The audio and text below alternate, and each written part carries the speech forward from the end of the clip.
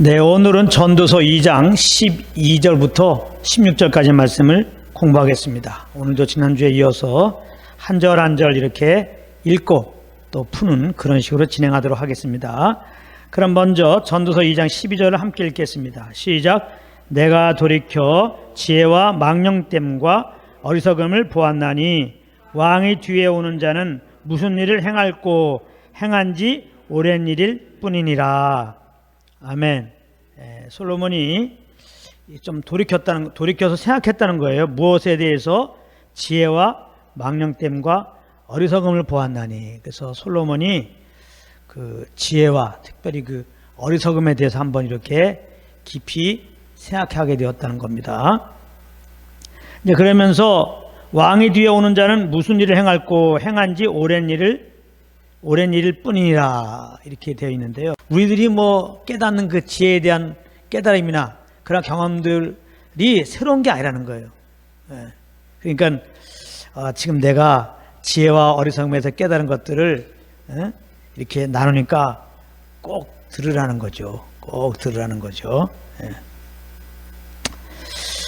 여기 이제 13절 한번 같이 읽겠습니다. 시작. 내가 보건대 지혜가 우매보다 뛰어남이 빛이 어두움보다 뛰어난 같도다. 그래서 여기 이제 지혜와 우매를 이렇게 비교해 보면 지혜가 더 뛰어나다는 겁니다. 빛이 어두움보다 뛰어난 같이 뛰어나다. 다시 말하면 우리가 이 땅에서 살아가는 데 있어서 지혜가 우매보다 더 도움이 된다는 거죠. 여기서 물론 이 지혜는 하나님으로부터 온 지혜가 아니에요. 해 아래서 지금 되어진 일을 솔로몬이 말하고 있는 겁니다. 해 아래서. 그러니까 사람 중에는 이렇게 지혜로운 자가 있잖아요. 머리를 잘 써가지고. 조금 이제 머리를 잘 안 쓰는 사람도 있잖아요.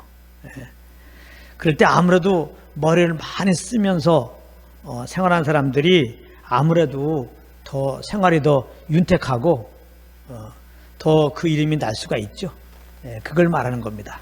그래서 이제 거기 14절에 한번 같이 읽겠습니다. 시작. 지혜자는 눈이 밝고 우매자는 어둠에 다니거니와 이들에 당하는 일이 일반인 줄을 내가 깨닫고, 또 지혜자는 눈이 밝고, 정말 지혜를 써서 이렇게 살아가는 것은 우매자보다는 더 앞을 미리 볼 수 있다는 거죠. 이 바둑 같은 경우도 보면 잘 준다는 기준이 뭐예요? 몇 수를 더 본다는 겁니다. 몇 수를 더 많이 보냐에 따라서 급수가 올라가는 거거든요. 그러니까 이제 학생이면 학생대로, 사업하는 사람은 사업하는 대로, 또 인생을 살아갈 때 이게 조금 지혜를 써서 다음에 어떤 일을 벌일까, 이렇게 하면 어떤 일을 벌일까, 이렇게 내가 행하면 어떤 일을 벌일까, 이런 걸 생각하면서 그렇게 살아가는 것이 그냥 주먹구구식으로 앞을 못 보고 그냥 눈이 보이는 대로 그냥 이렇게 살아가면 아무래도 생각이 짧기 때문에 삶이 뒤처지죠. 지혜로운 자가 우매자보다 더 삶이 더 윤택할 수 있고, 더 이렇게 부유할 수도 있고, 그래 권력도 잡을 수도 있고, 이렇게 삶에 더 풍성한 삶을 누리는 것은 맞는 것입니다. 지혜자는 눈이 밝고 우매자는 어둠에 다니거니와. 그래서 자칫 생각하면은 그러니까 지혜롭게 살아라 그렇게 말하는 것 같아요. 지혜롭게 좀 머리 좀 써라. 그렇게 주먹구구로 식으로 살지 말고 좀 삶의 계획도 좀 가지고 규모 있게 장래를 바라보면서 그렇게 지식도 많이 소유하고 지혜를 좀 써서 머리를 좀 써서 그렇게 살아가야 된다. 그런 삶의 말 그대로 잠언 지혜를 말하는 듯 했는데, 지혜자는 눈이 밝고 우매자는 어둠에 다니거니와 이들에 당하는 일이 일반인 줄을 내가 깨닫고. 보통 사람들은 이제 지혜자는 눈이 밝고 우매자는 어둠에 다니거니와 요까지죠. 지혜가 우매보다 뛰어나다 요까지 세상 사람들은 깨닫죠. 그러니까 좀 전에 말한 것처럼 우매하게 살지 말고 지혜롭게 살아라. 더 많이 공부하고 더 많이 좀 생각하고 좀 계획도 좀 철저하게 하고, 그래서 만날 사람 안 만날 사람 또 무엇을 할지 정확하게 알고 그렇게 시간을 보내야지, 그냥 그렇게 주먹구구식으로 되는 대로 그렇게 하면 안 된다. 툭 하면 빈둥빈둥 돌고. 그래서 사람들은 더 지식을 써야 하고 더 지혜롭게 더 머리를 쓰면서 더군다나 또 경쟁하면서 더 나은 삶을 위해서 그렇게 이제 살아가죠. 그래서 그런 아이들 보면 똑똑하다 그러죠. 똑똑하다. 이 똑똑한 아이들은 학교에서 정말 지혜롭게 시험을 앞두고 얼마나 지혜롭게 공부를 합니까? 우매한 아이들은 그런 공부에 계획표도 없잖아요.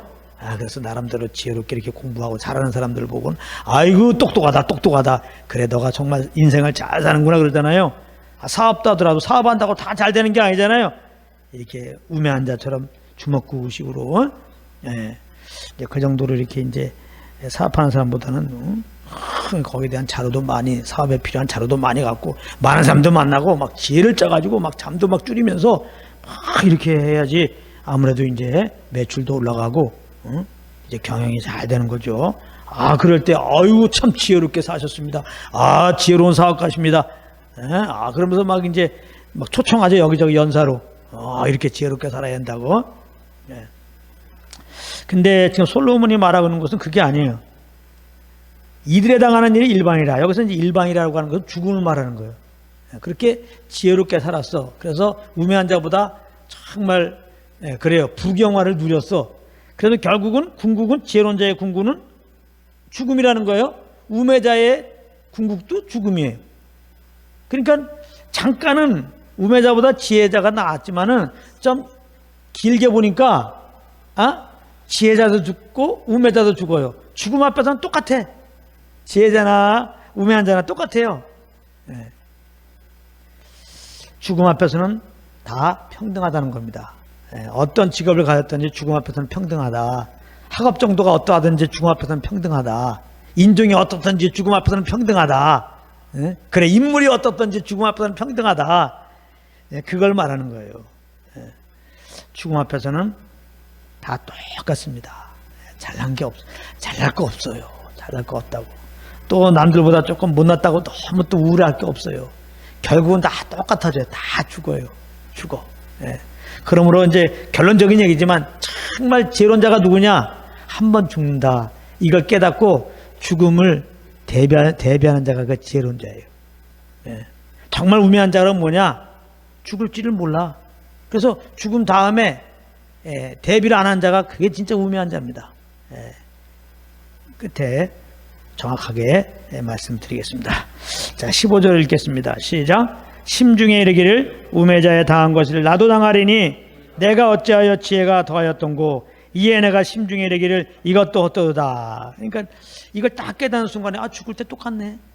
지혜를 추구하고 지혜롭게 사는 자나 좀 우매하게 되는 대로 이렇게 사는 자나 결국은 다 죽네. 죽음 앞에서 똑같으네. 이거를 딱 깨달을 때 그 마음속에 우매자에 당한 거 결국은 우매자가 죽었는데 그 죽음을 나도 당하네. 이제 솔로몬이 그걸 생각하니까 근데 내가 그렇다면 이 땅에서 남들보다 더 지식 있고 지혜롭게 살려고 그렇게 몸부림쳤는데 이거 특별한 의미가 없네. 결국은 죽는 게 우매자하고 똑같으니까 내가 나름대로 다른 사람보다 더 잘나고 그래요. 내 삶의 안녕을 위해서 정말 복지를 위해서 잘됨을 위해서 웰빙을 위해서 그렇게 지혜롭게 살려고 몸부림치고 더 지혜를 구하고 더 지혜를 구하고 그랬는데 결국은 우매자가 죽은 거 똑같은 우매자로 가니까 결국은 내가 지혜를 구하고 사는 것이 다 이게 우매한 짓이 아니냐. 삶의 목표를 더 많은 지혜를 구하고 지혜를 알고 그 지혜에 따라 살려고 하는 게 솔로몬의 비전이었다는 거죠. 그게 잘못된 것인 것을 깨달은 거예요. 이렇게 지혜가 모든 것을 해결한 줄 알고 정말 더 많은 지혜를 구하고 지혜롭게 살려고 했지만은 가만히 보니까 우매자가 당한 그 죽음에 나도 똑같이 이를 것이니까 이게 결국은 인생의 비전이 될 수가 없는 거구나. 이 정말 지혜롭게 산다고 이게 모든 걸 해결해 주는 게 아니라 더군다나 죽음을 해결해 주지 못하죠. 그래서 정말 지혜롭게 살려고 하는 것도 알고 보면 이게 헛것이네. 그거예요. 근데 이 사람이 정말 지혜롭게 살려고 하는 것은 그 배후에 어떤 것이 있어요? 첫 번째는 내가 행복함을 누리기 위해서, 내가 평강을 위해서 그렇게 지혜를 쓰는 거예요. 또 한 가지는, 그래서 결국은 사람들한테 좋은 평판 얻으려고, 사람들한테 그 이름을 내려고, 이렇게 지혜롭게 공부할 바에는 잘하는 것이고, 사업할 때는 또 잘하고 싶은 거예요. 그 자기 이름을 내려고 하는 거예요. 후대에도 자기 이름을 드러내고 자기의 그 공적을 드러내고, 그런 거거든요. 자기를 위하고 나아가서는 이렇게 내가 훌륭한 사람이다, 자기 자식들에게 또 많은 사람들에게 자기 이름을 좀 알리려고, 딱 그거예요. 나름대로.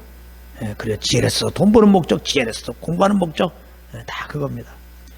솔로몬도 그랬었다는 거예요. 근데 그게 가만히 보니까 우매자가 죽을 때와 같이 자기도 죽는단 말이에요. 그 죽음을 생각하니까 이거 뭐 아무것도 아니라는 거예요. 자, 16절 시작.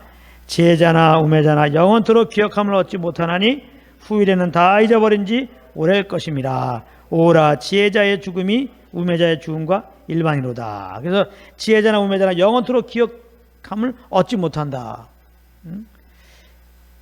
그러니까 내가 이렇게 이제 이름 내려고 열심히 지혜롭게 살아서 또 정말 사람들로부터 이렇게 이제 인정받아요. 공부 잘한다. 아유, 돈 많이 벌었구나.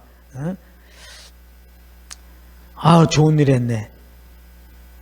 그래서 뭐 사람들한테 우매자보다는 당연히 이름을 얻죠. 칭찬도 받고. 근데 딱 죽으면요, 잊어버려요. 물론 기간 차이가 있죠. 조금 많이 이렇게 인정받는 사람은 조금 오래 가지만, 그러나 조금만 지나면은 다 잊어버려요.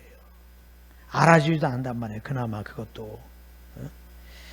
그러니까 결국은 그 자기가 지혜롭게 살려고 해서 남들보다 또 뛰어난 실적을 올려갖고 자기 이름을 내려고 그랬는데, 결국은 우매자같이 한번 죽게 되고, 죽은 다음에 우매자같이 이름이 잊어버린 바 되는데, 그러니까 결국은 내가 이렇게 힘써가지고 지혜롭게 남들보다 더 이렇게 잘된 삶을 살아서 인정받으려고 하는 그런 삶의 자세가 이게 헛된 거 아니냐 이 말이에요. 오라, 지혜자의 죽음이 우매자의 죽음과 일반이라.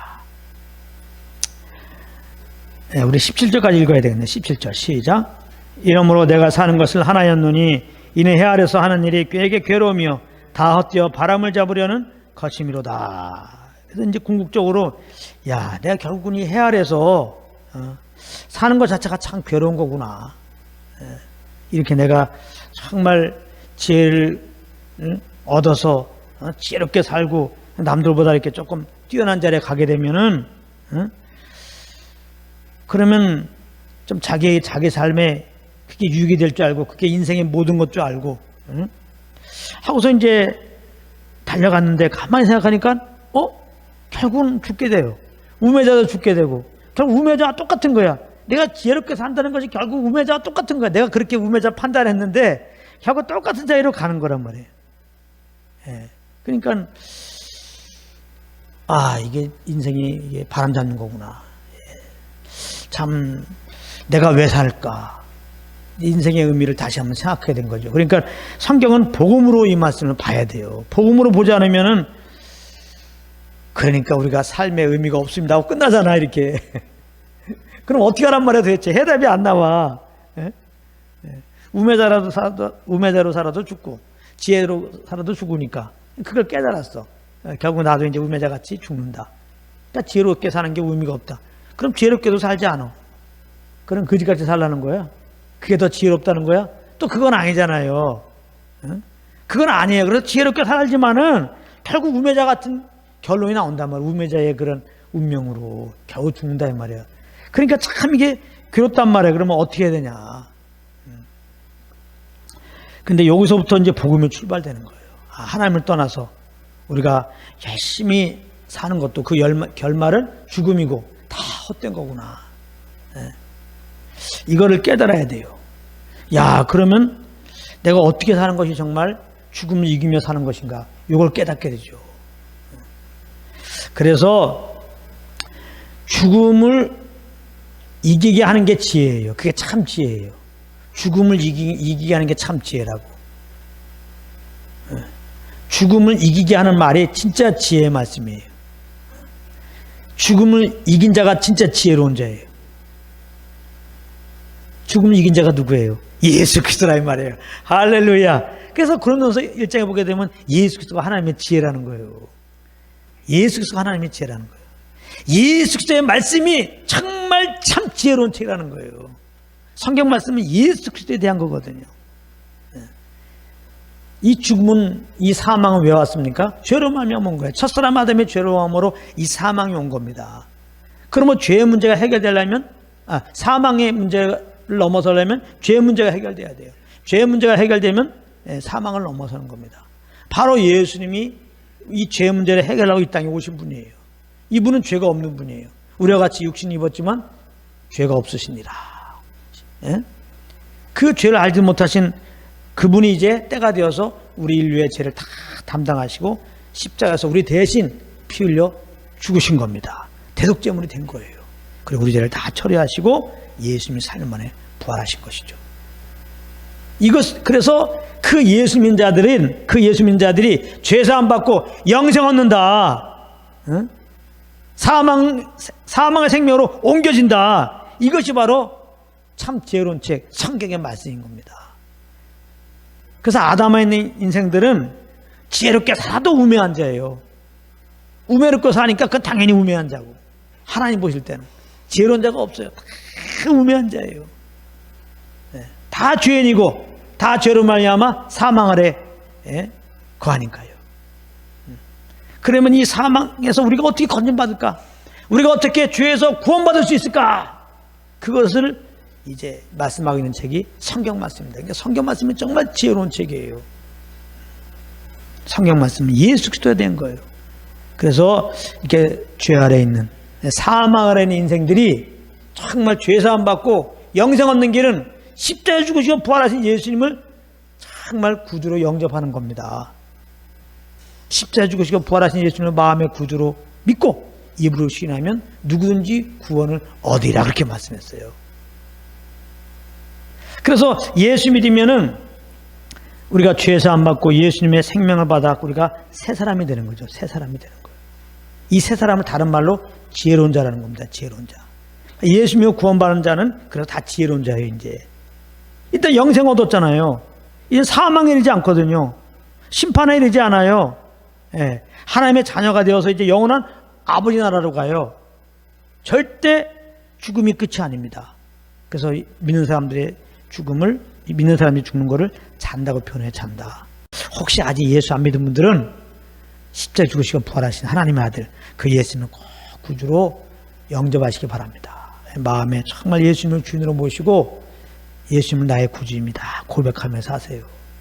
그러면 하나님이 정말 지혜로운 자라고 인정하시고, 죽어도 한 번 죄로 인해 한 번 죽습니다. 이제 아담의 범죄로 인하여 우리는 이제 그 아담에 난 우리 이 몸뚱아리는 한 번 죽게 돼 있어요. 그 다음에 하나님의 심판을 받고, 긍휼없는 심판을 받고, 우리가 지은 죄들에 대해서 심판받고 영원한 불지옥 가는데, 이게 이제 없어집니다. 절대 하나님의 심판 받지 않아요. 영원한 불지옥에 가는 일이 없습니다. 죽으면 이 부활의 생명으로 우리 영혼이 낙원에 딱 있다가 예수님 오실 때 신령한 몸으로 부활돼 가지고 주님 만났고 영생 복락 누리게 돼요. 하나님 나라에서. 그러니까 예수님이 구원받으셔야죠. 이게 정말 지혜로운 거예요. 그러니까 이 땅에서 가장 지혜로운 자, 그래서 정말 남들보다 뛰어나고 업적도 많고 사람들보다 정말 인정받는 사람보다, 근데 예수 안 믿어.